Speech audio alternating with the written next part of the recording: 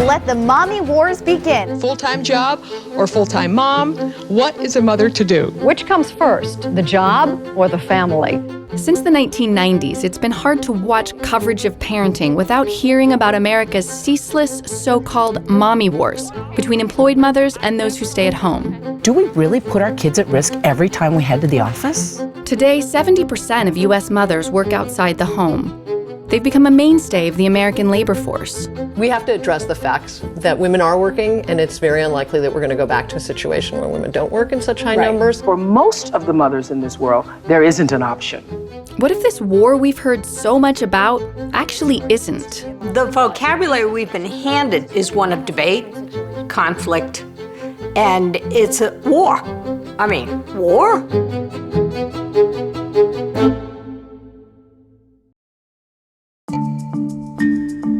It is dinner time in a lot of American households. For many mothers who now work as well as fathers, it is often the first time in many hours they have seen their children. It is a problem. American women trying to have it all, a job and a family. When young children are involved, there's the question, would the kids be better off if their mother stayed home with them? For decades, anxiety about working moms has been a staple of our public conversation about parenting.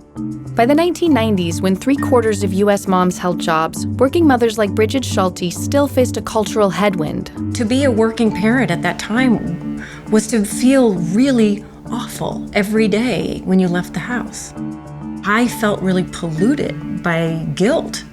I'm spending all this time at work, and then I come home, so I must not be devoting all this time and energy to my kids, or I'm not doing the same thing that my mother did. Must you stay at home in order to raise a successful and happy child? You couldn't go very far without seeing some kind of headline about mothers in particular abandoning their children. A child needs a mother. I think it's very important that I work. Don't condemn me because I choose my kids as my job. We're in the middle of mommy wars here on the show. At the heart of the mommy wars is a sense of ambivalence about our choices, that we're not really quite sure that going to work is the right thing. We're not really quite sure that staying home is the right thing. And few talking points crystallized the worry better than a single eye-popping statistic. Parents today spend about 40% less time with their children than they did a generation ago. 40% less time. 40% less time with their families. When that statistic comes out that says, guess what? All of your fears are true. That just hit like a bomb. The number came from William Maddox, then an analyst with the Family Research Council. In editorials, policy papers, and interviews, he highlighted parenting studies alongside all kinds of social ills. We're living in an age, after all, with high teen sexuality, high teen pregnancy, AIDS, violence in schools. This is a very, very different sort of environment in which children are being raised. Maddox attributed his 40% number to John Robinson, a University of Maryland sociologist. There was just one problem. And I says, where do people get this number? It doesn't make any sense. William Maddox declined to go on camera, but he told us he calculated the figure by taking 1965 childcare time figures from this book by John Robinson and comparing them to what he thought were 1985 numbers Robinson had summarized in this magazine article.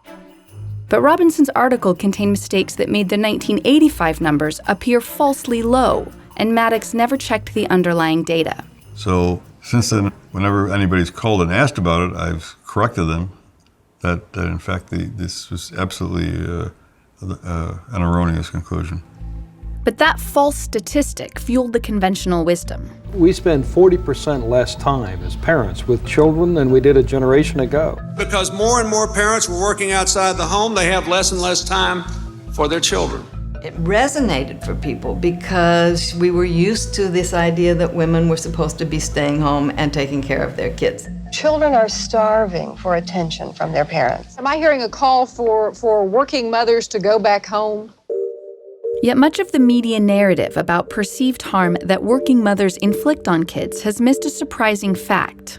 Over time, we've seen something really amazing and dramatic in American parenting.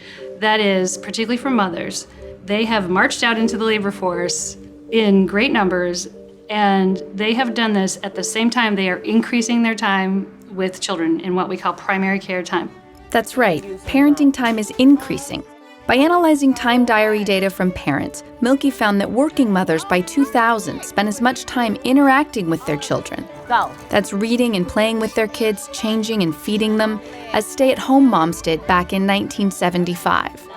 And over the years, even total time with kids has gone up on average. How could this possibly be? Mothers have given up other things. Housework, some of their leisure time, a little bit of sleep. There's less spouse time among married parents. So lots of changes have added up to this amazing feat of the mothers spending the same or more time with their kids than they did in the past. And some historians say mothers having full days free to devote just to their kids are a more recent development than you might think. Throughout most of history, moms did not spend a lot of time with their kids. People worked on farms or small businesses. It wasn't until the 1920s that a bare majority of children transferred into families where the man earned the income. And in the 1950s, we began to think of it as the traditional family. A woman's place is in the home, and I suppose as long as she's in the home, she might as well be in the kitchen. People have been looking at the Leave It to Beaver reruns that have a wife just waiting for all the kids to come home. When I interview kids raised in those homes, their women were much too busy doing housework, mopping floors. We're going out tonight, I've got to rush. Preparing for the husband to come home to spend much developmental time with them.